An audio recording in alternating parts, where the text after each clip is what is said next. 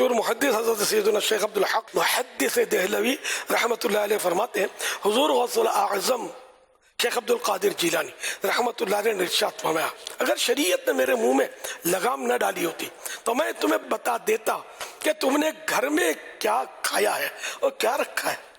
میں تمہارے ظاہر و باطن کو جانتا ہوں کیونکہ تم میری نظر میں آر پار نظر آنے والے شیشے یعنی ٹرانسپیرنٹ گلاس کی طرح ہو. تو میرے مرشد غوث پاک دلوں کی باتیں جان لیتے تھے.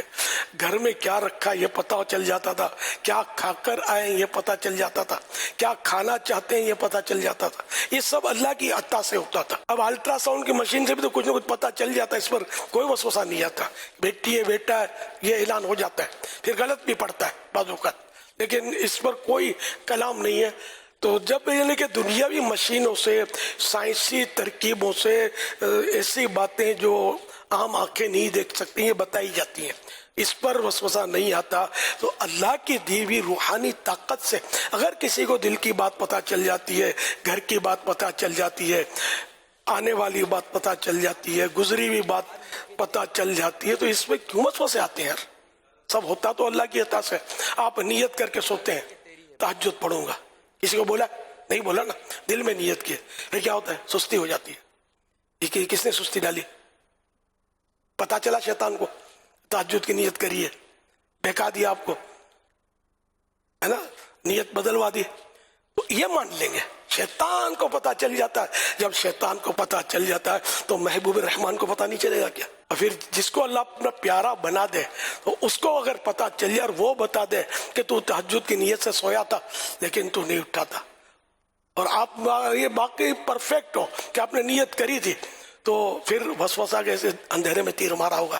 تو شیطان کے لیے بولنا اندھیرے میں تیر مارا تھا. میرے مرشد غوث پاک کے بارے میں کیوں سوچتا ہے؟ اولیاء کرام کے بارے میں کیوں سوچتا ہے؟